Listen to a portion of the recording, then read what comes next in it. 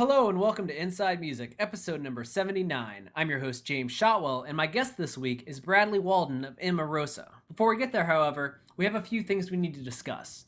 Over the last couple of months, Inside Music has been growing at an alarming rate. We have no one but you, the listener, to thank for that. Whether you listen every week or you listen and you tell your friends to do the same, your support has not gone unnoticed, and I deeply appreciate it. With that in mind, I've been thinking a lot about why we started Inside Music. The goal of this show in the first place was to share the stories and experiences of people working in the music industry for entertainment purposes, but also to educate people thinking about a career in music about the realities of what it takes to quote unquote make it. Now, I like to think that we've done a pretty decent job on that, but I realize that there's one area that we haven't really covered much, and that's what it's like for people starting in music today. And by that I mean 2016. You know, a lot of the guests on the show got their start in 2010 or even earlier than that, and the experiences and struggles that they had making it are not necessarily the same as those of people who are just starting to rise up in the modern music industry, in today's music industry. And I'm going to try to change that moving forward in a way that I think you'll enjoy, but won't take away from how the rest of the show has been functioning up to this point. What we're going to do is what I like to consider bonus guests.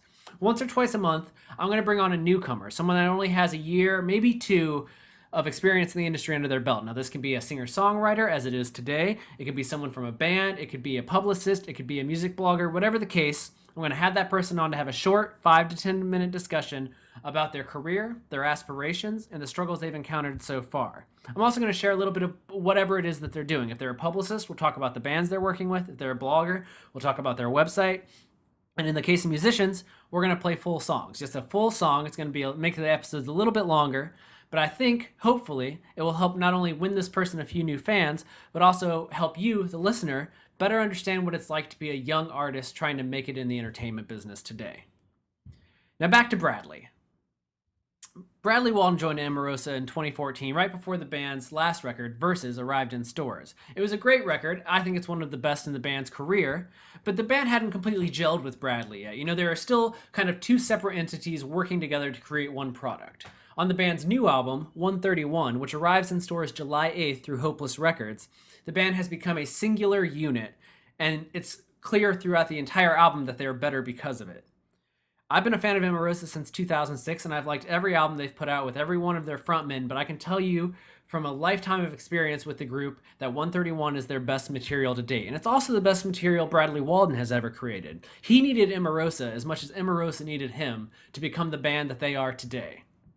The album is a deeply emotional alternative rock experience, and I advise everyone that has the ability to hear the album in full to find a little time in your day, shut off everything else except for music, put on your best headphones, and just let the album wash over you. Take in all the experiences, because Walden has a lot of stories to tell on this album. I personally think it's an album about growing up. I think it's about getting older and realizing that maybe you were wrong sometimes. You know, a lot of us have this problem where we'll spend our days thinking, oh, if only this person hadn't broken my heart, or if only this had happened, or if only they had done this, and we never stop to think, maybe I did something. Maybe I did something wrong. Maybe I made a misstep, a misjudgment, a miscalculation, whatever it is. And a big part of becoming a full-blown adult is learning to accept the fact that you too are wrong sometimes, and learning to love yourself in spite of that fact. And I think that that is something that Walden really gets into here on 131. I don't know if that was necessarily his goal, and you'll hear him discuss what his ideas are on the album, but that's what I take away from it, and I hope that you can take away that as well. So we're going to do that in a little bit, but beforehand, we're going to try this new thing. I found the singer-songwriter on SoundCloud earlier this month. Her name is Annie Schindel. She lives in the greater Los Angeles area, and she doesn't have an official website. She doesn't have a Twitter account. She doesn't even have a Facebook page for her music. All she has is a SoundCloud account and a handful of really great acoustic songs that she sings and plays guitar on. I don't really know who to compare her to, but because, you know, everyone needs a little comparison to help get their name out there, I will say there's a little bit of young Taylor Swift in here. You know, that early Taylor Swift where it's just her, a guitar, and some hooks. Annie has the hook writing down. She plays guitar wonderfully, and she has a great voice. But there's something that T Swift's early music lacked, and that's depth. There is a sense of perspective here that's well beyond Annie's years.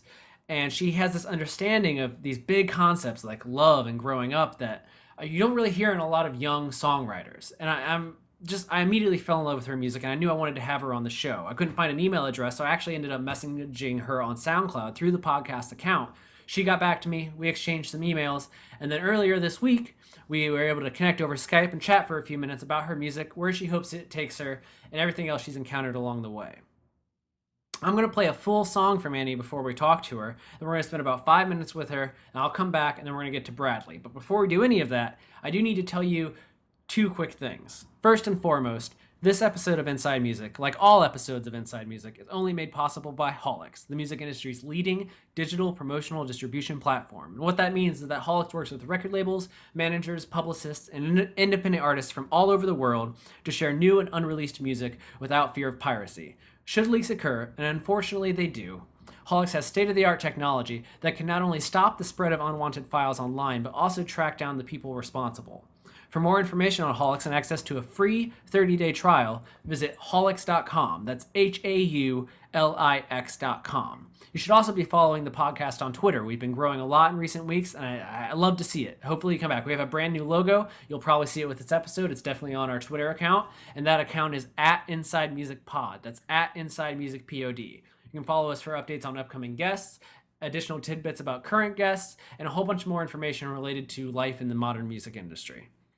Now, what's going to happen once again is I'm going to play you an entire song from Annie Schindel, the first guest on our show today. She's a brand new singer-songwriter. Most of her songs has less than 1,000 plays on SoundCloud, but I'm telling you, this girl has something special. And in this conversation with Annie, you'll hear what she hopes to do with her music. And after we're done talking, I'm going to come back, tell you a little bit more about Bradley and Emarosa, and then we'll get to that conversation. So this is a big episode, 2 chats, and I really hope you like it. And I want to know your thoughts on Annie's music, so please reach out to us on Twitter at @InsideMusicPod after you finish the episode.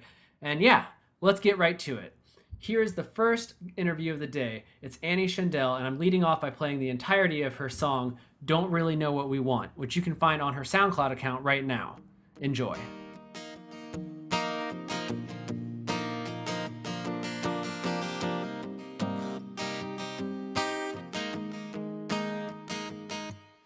It started out 2 broken ghosts dancing around, trying to figure out if what they've got is worthwhile. It's past midnight, your dad's waiting in a dim light. You're trying to apologize, 'cause you lost track of time. 'Cause you made a mistake maybe once or twice, and you've let someone down a couple times. At the end of the day, it'll be alright. It'll be alright, right, right, right. And we don't really know what we've got when we're young, praying we find a genuine love, chasing our tails, hoping things will look up. Don't really know what we want, what we want. And you're holding on to high school love, thinking the first is good enough, chasing our tails, hoping things will look up. Don't really know what we want, what we want.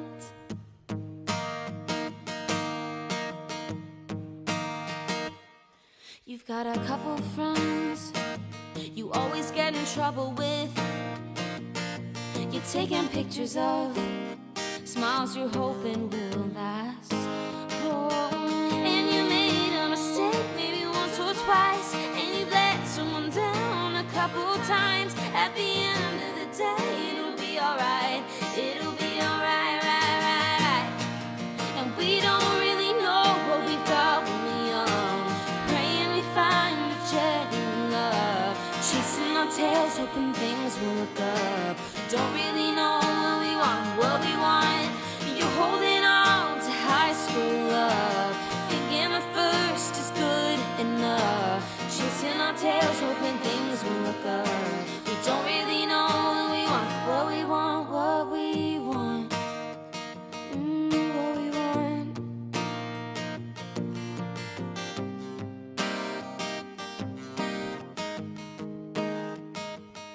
And you made a mistake maybe once or twice. And you made a mistake maybe once or twice. And you've let someone down a couple times. And you've let someone down a couple times. At the end of the day, it'll be alright. At the end of the day, it'll be alright. Oh, it'll be alright. Oh, it'll be alright. It'll be alright, right, right, right. Hey, yeah. And we don't really know what we got when we young, praying we find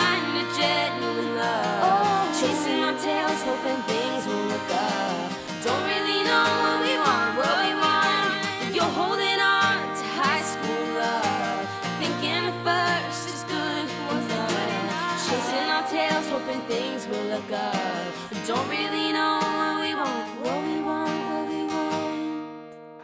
So, I mean, let's start simple. Like, where are you located exactly? I'm in Los Angeles, in Santa Monica. Okay. Is that like where you were born and raised? No, well, yes, it's where I was raised. I call myself a New Yorker, even though I was only there for 6 weeks. I was born there, and we moved to Los Angeles when I was 6 weeks old. Okay. So my parents also are like, "You're a New Yorker at heart." When did you pick up the guitar? When did I pick up the guitar? Ooh, I picked up the guitar, I think, when I was like 11, 12. I found it in my garage. And I was like, I want this and I want to play it now. Um, and I taught myself how to play it by ear at first. And then I was like, that doesn't sound that good. And so I searched like YouTube videos. So I was like around 12 when I first picked it up, but like 13, 14 when I actually was like any good at it. Now, did you have like a teacher? Do you have a trainer of some kind? No, I've actually never had any kind of guitar lesson ever, which is something I should do. No, no. All of the greats didn't have lessons. I mean, I think lessons they're nice, they can help, but if you can figure out how to do it on your own, you automatically kind of have your own sound and style because if it sounds good to you, then that's what really matters at the end of the day. And I feel like if you have a teacher, they'll teach you like the classic way, and then you'll be like, "Oh, I sound like anyone that's had lessons." Whereas if you teach yourself, it's your own thing. It's how you play guitar. Exactly. I'm like, I think this sounds good, and so this is therefore how it's going to sound. So when did the songwriting come into perspective? Because I've only heard, I don't know, what is it, 6 songs or so that you have, but I'm curious how long you were writing before you started recording, and then when did you start recording? I started writing when I was like a small child, like when I was a toddler. And it was terrible poetry that I would force family members to like watch me put on shows and like listen to my songs. When they started getting better and more personal when I was like 12 and 13, and like the first boy I ever had a crush on shattered my soul, and I was like, well, like this is the end. And I went to my room and I wrote about it, and that was kind of like the first time I was like, no, no, no, this is what I want to do. But I started recording like last year. I have a mic in my room and I just kind of like sit in the corner and record myself singing. Well, and how old are you? Because I guess most people probably won't know that by hearing your voice. Yeah, I am in 2 days. I will be 17. There you So I'm go. 16. Yeah, the truth comes out. The Yeah, truth I will comes be out. 17. Yeah. But no, that's awesome because I heard your music because the SoundCloud has this cool new discovery feature, and I immediately fell for it. And then I started sending it to some people that I know that have podcasts or websites, and everyone was immediately on board, and they were just like, "This is really good." So I think it's fantastic that you're that young because I think a lot of people have these expectations. You have to be a little bit older to write with a sense of perspective, and you don't. You have a very mature sense of perspective in your songwriting that you don't find in a lot of singer-songwriters. Thank you very much. That means a lot to me. Thank you for saying that. Now, people are going to hear right before this conversation, they're going to hear "Don't Really Know What We Want." So, well, can you tell us a little bit about what that song's about? Yes, I wrote that. It sounds so cheesy, but I wrote that about being a lost and confused teenager, especially in the years where people are like, are you going to college? Are you doing this? What's your next steps? Like, where are you going? And my most honest and candid answer was, I don't really know. And that I just kind of plopped into a song about that entire experience of having no idea what you're doing next and accepting that and appreciating um, being fragile and kind of utterly confused, and knowing that that's okay and that you're in it together with like millions of other teenage girls and boys that are also just going through life, falling in and out of love, experiencing things that they've never experienced before. So I just kind of had that, like, I have no clue what's happening. I don't really know what I want. And I put that together into like an anthem-y type sounding song. Well, that's great. And can we expect more music on the horizon? I'm hoping to see a full EP of songs at some point. Me too. Join the club. Yeah, I am working on putting an album together. It's me and my mic in my room. I'm recording and like producing stuff myself. So with that comes time. So, but I'm listing stuff together and I'm putting my sound together and kind of deciding what I want that to be, which is really exciting. But definitely 100% things are coming at least within the next 6 months. And for people listening at home, so your SoundCloud address, soundcloud.com/Annie-Schindel. How do you spell Schindel for everyone at home? Schindel. That's fantastic. And that's where you can find Annie. You can follow her on there.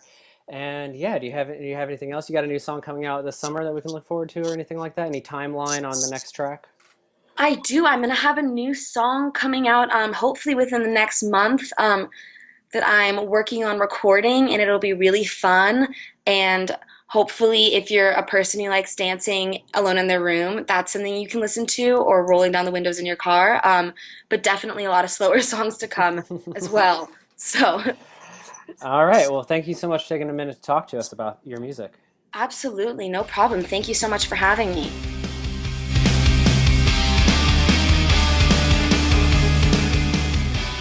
So that was my conversation with Annie Schindel. She's pretty great, right? I'm expecting big things from her in the future, and hopefully, maybe down the road she'll come back on the show and tell us about everything she's seen and accomplished. Right now, however, we're going to get to the main event of today's episode, and that is my conversation with Bradley Walden of Emarosa. Now, Bradley and I recorded this conversation last week. We go through a lot of things going on with 131, the stories behind the record, stories behind the videos, and really what he hopes fans take away from the album. It's a pretty great conversation. It's only about 35 minutes, and I really think you're going to enjoy the outcome. Please remember to pick up a copy of Emarosa's new album, 131, when it arrives in stores July 8th through Hopeless Records. Also, if you're going to Warped Tour this summer, make sure you make seeing Emarosa a priority in your day. Bradley's one of the best frontmen out there right now, and the band is so tight live, it's unbelievable. So definitely don't miss those things, okay? I know you're itching to hear Bradley talk, so I'm going to shut up now and get to the conversation with Bradley. Enjoy.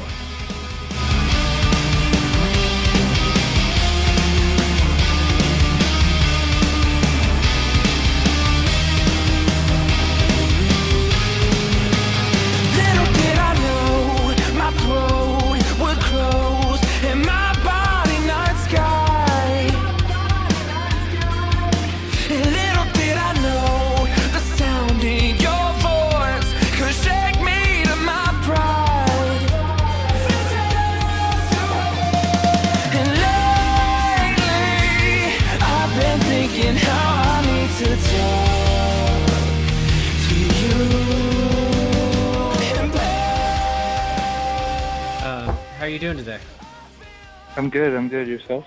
Oh, good, man. It's been a busy day. I try to do the podcast. I'll schedule like 2 or 3 days where I just have like conversation after conversation. So like I just got off the phone with Anthony from Bayside. Now I'm talking to you, and then Okay. I got another one at 2:00. So it's moving along. How are Okay, you rad. doing, dude? This is like a busy time for you guys. You're everywhere these days. Yeah, good. That's the game plan.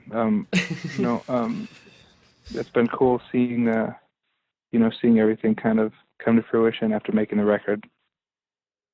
Yeah, I know. As soon as you guys finished recording, you've been tweeting about this record since like the day you entered the studio, basically. But Of course. your pride about this specific album has been like huge from day one.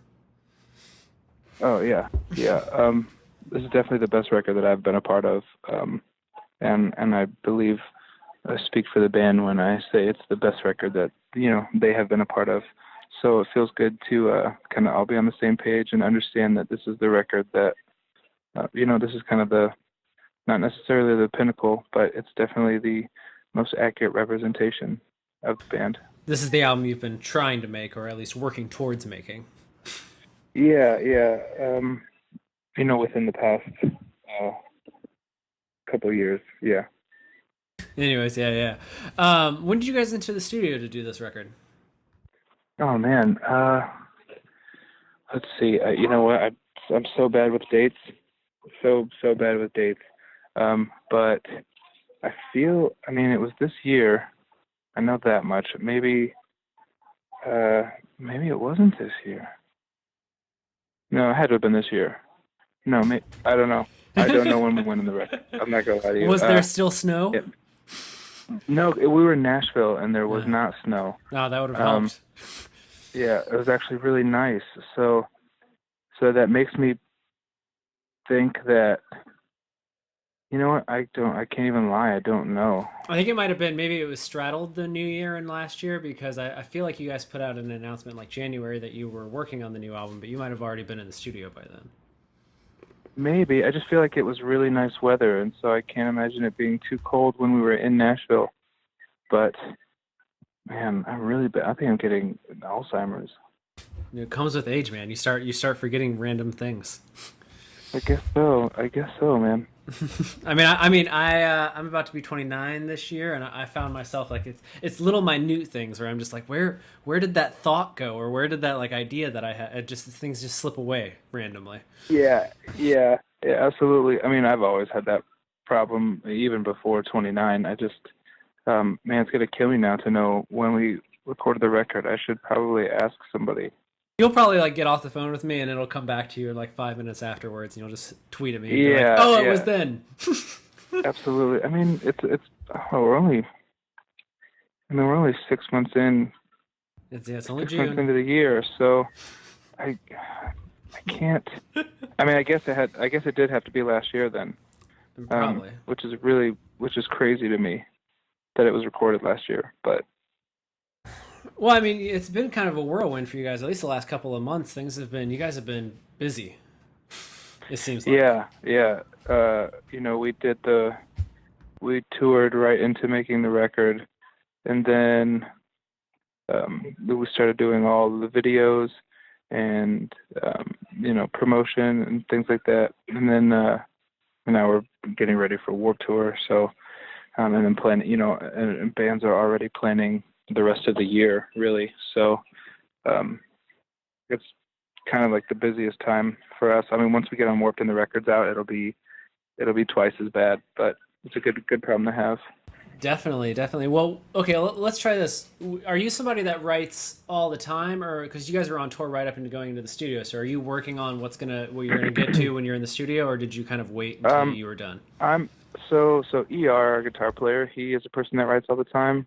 I do not. I completely walk away because I feel like I'll burn myself out if I'm just constantly writing. So, I make the approach once I'm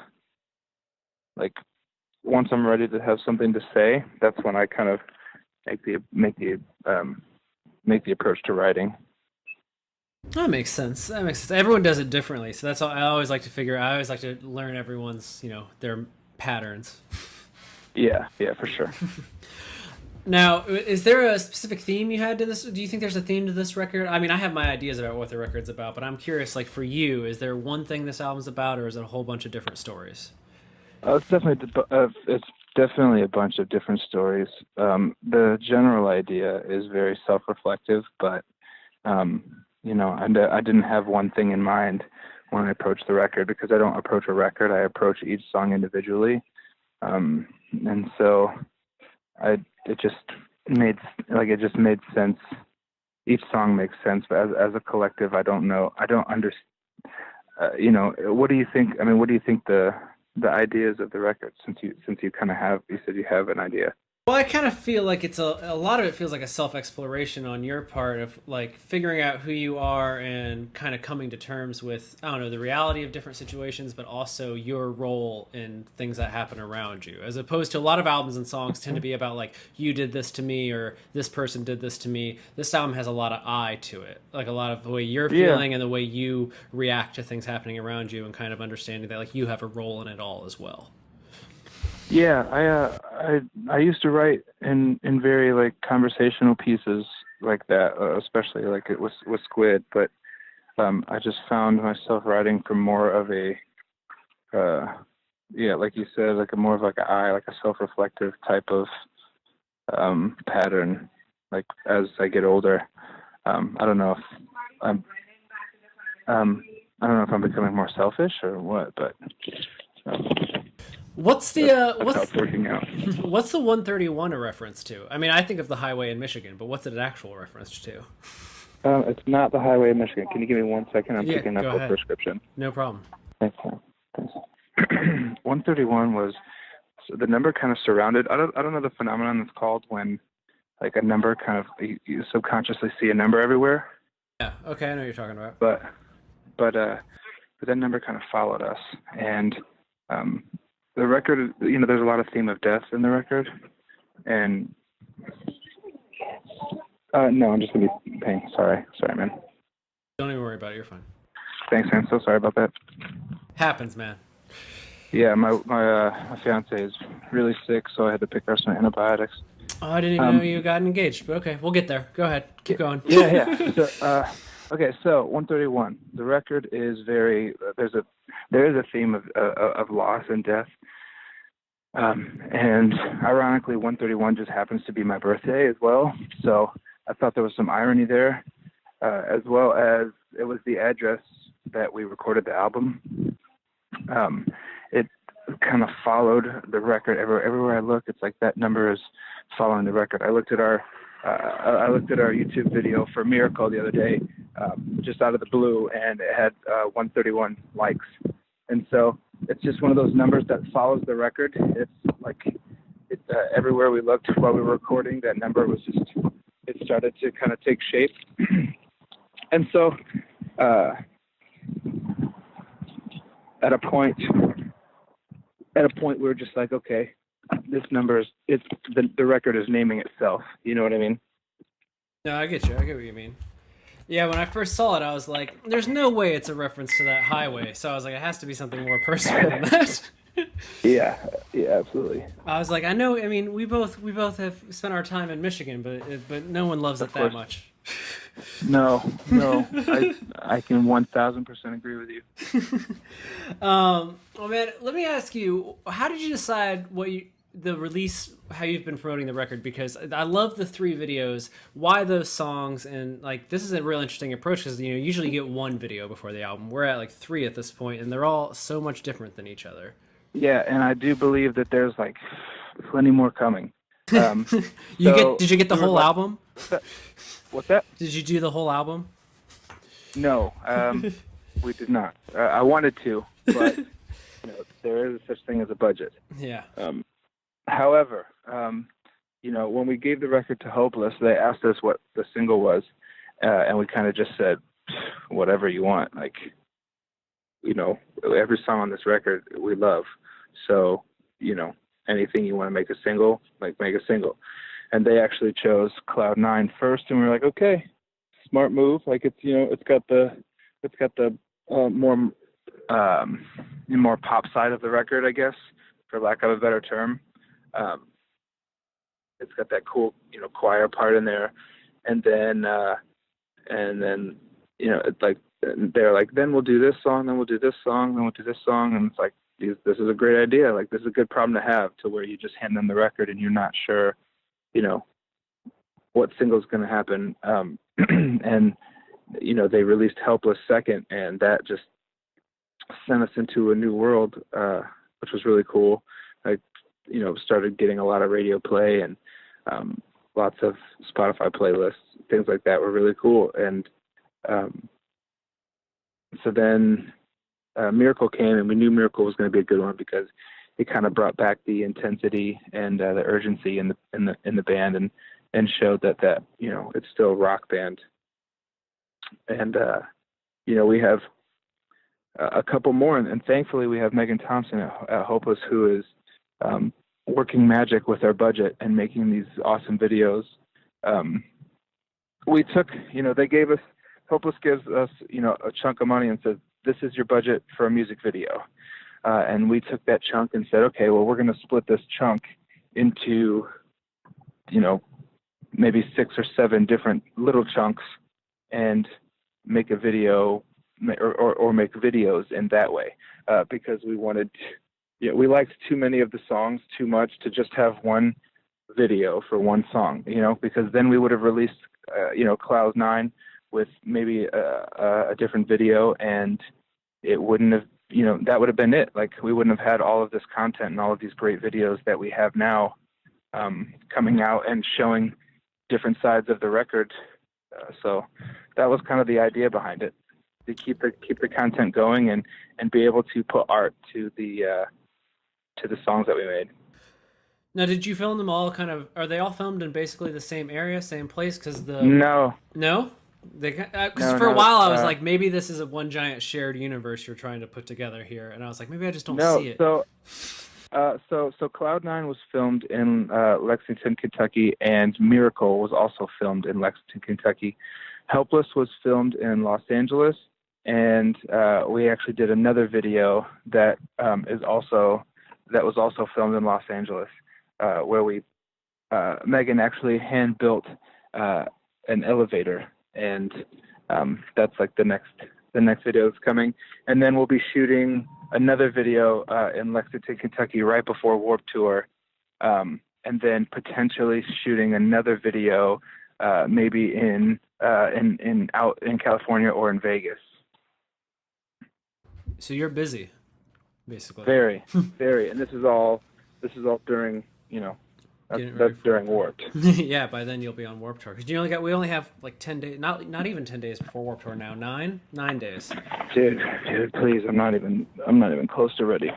Have you guys started throwing together a set list and all that jazz? Oh yeah. It's going to be more new than anything else.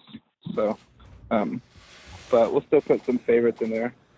Of course, you have to at this point. Well, I gotta tell you, I was happy to see Miracle come out, because that's probably my second or third favorite song on the album. The one I keep coming back to, and I've already tweeted this to you, but since we're talking here, we might as well say it again.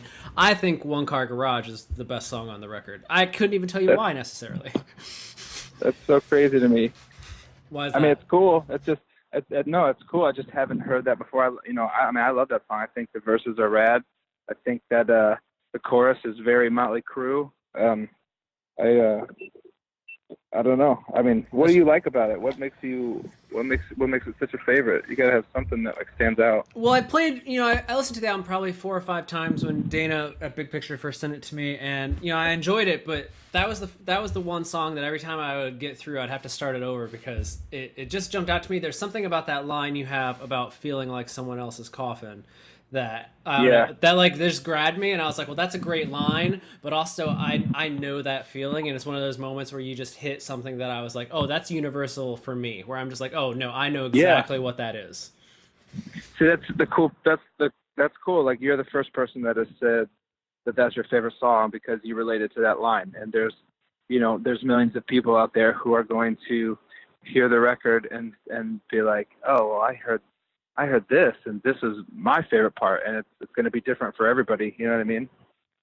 As a song, because the record. What's that? No, go ahead.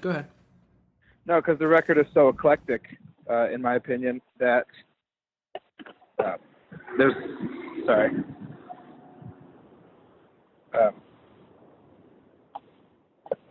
The record is so eclectic, in my opinion, that there can be that moment for anybody. Like, anybody can have that moment on any specific song and be like, oh, this resonates with me. I need to listen to that again. You know what I mean? Well, and I knowing you as long as I have this thing where I'm always like, I want to hear what you're doing that's new, and like where I think you're going, or how you're progressing since the last time you've released something, and from the beginning to now. And so I'm always looking for that progression point. And this, I was like, this is the Bradley that I'm always looking for, is this One Car Garage Bradley. This is like, I don't know why, but to me that's you. And then Porcelain is a song where I was just like, okay, so they could do more of this in the future. I'd be 100% okay with that. And then Miracle. I thought Miracle was the first one where I was like, this is a single. Like, to me, this is the big song. That's awesome. Yeah, it's definitely that it's that rock banger type. Miracle is a fun one. We actually played it on our last tour.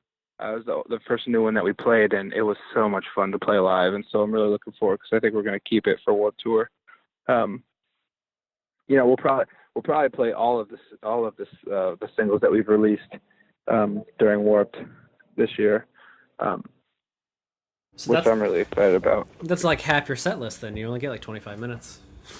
I mean, I don't know. I think we're gonna play like 7 songs. Wow. So Squeeze. Yeah. Hit them hard. I don't know what. Yeah, of course. Just because we don't, our set, we don't do a lot of talking. It's a lot of like music. We'll play 3 songs in a row before, even saying anything or talking about whatever, and so, I'd rather get an extra song in there than, talk about what T-shirts we have. No, definitely. That's kind of always been your approach. You're that guy. You do half your set before you're like, oh hi, hello. Thanks for watching us. Yeah. When I went to a show, I was like, play another song. Like, if I wanted to go to hear stand up or a talk show, I'd do that. So that's just my, I also, there's 2 sides of it. Everybody has their own thing. I just want to play songs. Well, what's your favorite song on the record? I think Shore is my favorite song. Oh, that's a good one. I mean, I like them all. I'm biased, you're biased, but I think Shore's a good one. What makes Shore special to you? So, the Shore is the first riff that I remember ER sending to me, and then the melody and the lyrics came right away. And I actually spoke about this yesterday to Casey, that he sent me this riff. I was driving in my car, and he's like, hey, check this out. And I played it, and then I just started singing this melody and the lyrics to the chorus that are, that's on the record. It happened just like that. And it just felt like natural and good, and like, okay, this is a great chorus. And the song meaning kind of hit me right away. Like I was already going through something, and I was ready to, I was ready at that point to talk about it. And so, when it happened, I told him, I was like, this is great. Like, let's get in and start ironing this out. And so just in the same way that I'll Just Wait was written on the last record, which is one of my favorites on that record, like this song was written, very organically, just like that. It was like, it happened right away to me. And I think like those are always the best songs, and it's funny because every song on the record except for Helpless was kind of written real close quarters to recording, like right then and there. There were some riffs or whatever that were brought to the table, but the songs were really put together and written like in the studio, which I loved. I loved that creative process, and it was like, there's no turning back now. Like, this is what you get. This is what you created in the moment, and that best represents, capturing that emotion. It's like if you, think about it as if like, you're a kid and you're opening a present and you don't know what it is, but then you open it and it's like the best present you could ever imagine. Your face and the way that you light up is indescribable. And so your mom's like, hey, the camera, I didn't get a camera. I need you to act surprised again. Like, you're going to look surprised, but that feeling is not going to be there. And I like to relate that to the way you make songs. Like, that in that moment, what you created right then and there in that second is that indescribable moment. Whereas, sitting on a song and coming back to it and rehashing it and redoing it and changing things here and there, I feel like that's that second, like, okay, I missed it the first time, let me try to capture it again. Does that make sense? No, definitely. It's one of those things where it's like you got to trust your gut, and the same thing applies to writing. You got to fire when it hits you, and not try to like put the lightning back in the bottle after the fact. Exactly. Yeah, exactly. No, and I think that speaks through on the music, because on songs like Sure or or the other one, it has this feeling where it feels like it's coming off the cuff or like straight from the chest, as opposed to you've meticulously poured over these lyrics to make sure they say everything you need them to say. Oh yeah, the lyrics are all very like, this is what I said at the moment. There was some things that were changed for the sake of like, I didn't want to say that like that, or what, rhyme schemes or however. But for, the general idea of the song is like, this is it right here.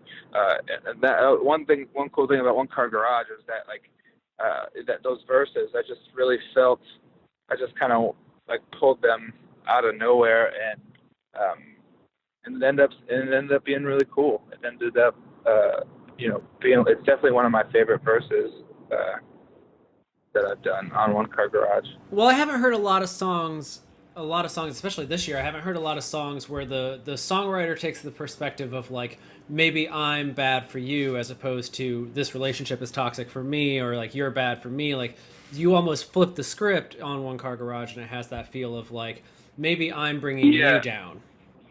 And it's not even, see, the thing is, it's like, it's so funny that we all hear a song and then we immediately feel like it's about, a relationship or love. And like the song is not even, to me, it's not even about like a relationship with another person. A lot of these songs are about the relationship I have with myself. And, it's just funny to see, it's just funny to see the way people connect to a song. It's a telltale sign of where their mentality is. No, I agree, and I think that comes through. I think it almost comes through more in the videos that you've been releasing, that there is this kind of more personal, looking inward to it, because your character in all these videos kind of almost exists in a world of unto himself while interacting with this outside environment. Yeah, so Cloud 9 was part 1. And Miracle was part 2. Like, those videos are a continuation of each other, or Miracle is a continuation of Cloud 9 rather. Help Us is its own entity. Like, if you watch the video for Cloud 9, the way that it goes into the building, and then Miracle kind of starts with the ending note of Cloud 9, and then starts as I go into the building, and then we have a third video that's already shot that will be a continuation of that, of After Miracle as well. Is your character still going to be still drunk in the third one? Well, it's just, I mean, you can see, like, from the beginning, I'm just walking with coffee, and then, like, slowly, I'm just, like, it's almost like he's just slowly losing his mind. It's just like a slow deterioration of self-awareness. Yeah, it did seem like you had a lot of fun making, at least, I mean, all of them probably are fun, but the Miracle clip, it seemed like you really got to kind of cut a little more loose. Oh yeah, I just kind of went for it. It's funny, they kept those like the pretend shots or whatever.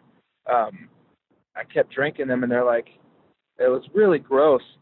And the lady that kept giving me that kept filling the glass for me, somebody said something like, hey, can we get this shot filled with more iced tea? And she looks over and she's like, we don't have iced tea. And I'm like, what have I been drinking for the past 2 hours? And she's like, oh, this is energy drink. I'm like, oh my God. Ugh. So, yeah, I mean, after 2 hours of taking shots of energy drink, I was pretty hyped up, which is why I got so crazy. Honestly, my favorite little piece of the video is when you walk by the pool table and you just knock around his balls, just because it's such a dick move moment that it makes me crack up every time I see it. Yeah, it's funny. It's kind of hidden in there, but once I go back after the first chorus and roll over the pool table and then kind of like crawl up, if you look at the pool balls, it's actually they're right now, the 1 and the 13 are right next to each other, and the 13 flipped upside down. So right in front of me, you can see the pools are like 131. Oh, look at you, little Easter eggs. Yeah, I love stuff like that. I think that was actually Jordan's idea. I think in every video, actually, there might be a little Easter egg of 131 throughout the videos. You just have to find them. Can you tell me a little bit about the significance of the last song? It's the longest song on the record. It has the shortest title, and I'm sure people are going to read into it a million ways. So what's your take on Re? Re is the meaning is to come back to the start, or to pull back from the beginning, and we wanted to kind of take something from every song and just encompass the record in this big, beautiful, crazy finale. If you listen, obviously there's songs from, or there's parts from every song, in this final song. And one of the main things that I really love about it is that the record ends the same way that it begins, just in a more distraught way, which I think is so cool because it's such a representation of you start this record out so strong and sure, and then the record finishes, and it's almost like after going through this entire record, it's just just destroys you, and falls apart after like going through all these things, which is why, the first song, Hurt, which is one of my favorites on the record, it says, if you're hurt, I'm sorry, but that's what I've been through. And then we go through this record of all of these things that I've been through.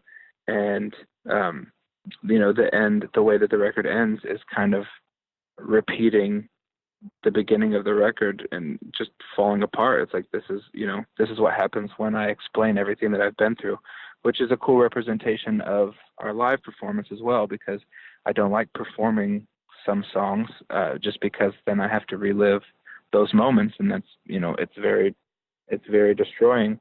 And so I think there's just so many amazing ways that you could look at it, and I think it's the perfect way to end the record. It tells this, it has a little bit of every story, and it just shows what the record is capable of if you look at it in an emotional way.